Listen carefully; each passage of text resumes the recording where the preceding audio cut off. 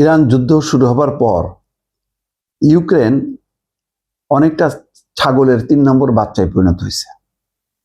রাশিয়ার গুরুত্ব বেড়েছে, রাশিয়া পাশে এসে দাঁড়িয়েছে ইরানের। ফলে এখন রাশিয়াকে মুসলিম বিশ্বের অনেকেই অনেক গুরুত্ব দিচ্ছে।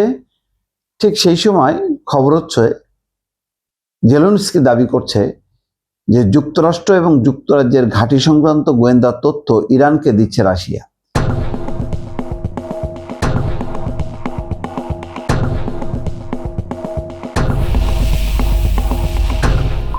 মানে রাশিয়ার বিরুদ্ধে খেপায় তোলা, যাতে এই সুযোগে একসঙ্গে দুই উদ্দেশ্য পূরণ হয়, যে ইরানও ধ্বংস হলো, সেই সাথে রাশিয়াও যাতে ক্ষতিগ্রস্ত হয়, রাশিয়ার দিকে বন্দুক তাক করানো তাদেরকে দিয়ে, এই চেষ্টাটা।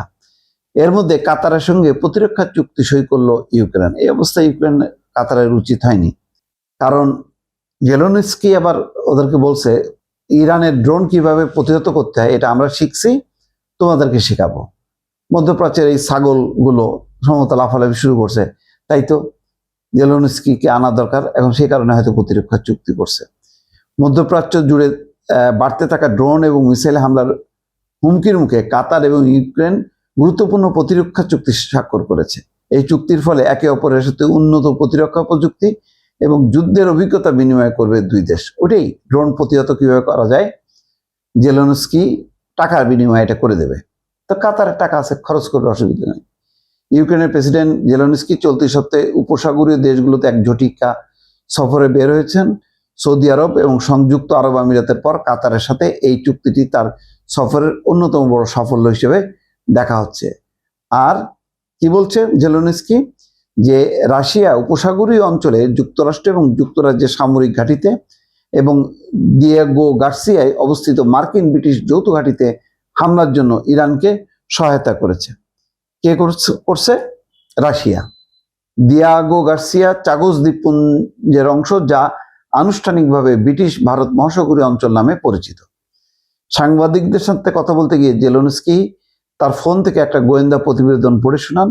তিনি দাবি করেন রুশ স্যাটেলাইটগুলো মধ্যপ্রাচ্যের মার্কিন সামরিক ঘাঁটি, দিয়েগো গার্সিয়া ঘাঁটি এবং উপসাগর জুড়ে তেলের কূপগুলোর উপর নজরদারি চালাচ্ছে।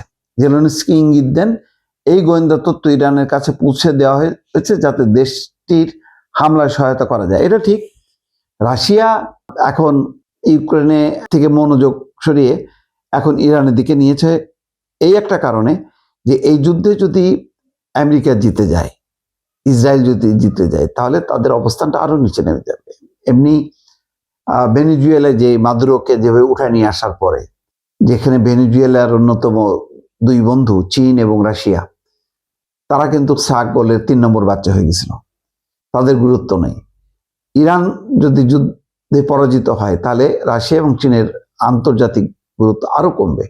সেই কারণে ইরান যেহেতু 1 মাসের উপর লড়াই করে চলছে, সুতরাং এখন ইরানকে উন্নত প্রযুক্তির তারা ক্ষেপণাস্ত্র দিচ্ছে, দিয়ে সহায়তা করছে এবং নানা রকম স্যাটেলাইটের গোয়েন্দা তথ্যচিত্র তারা সরবরাহ করছে।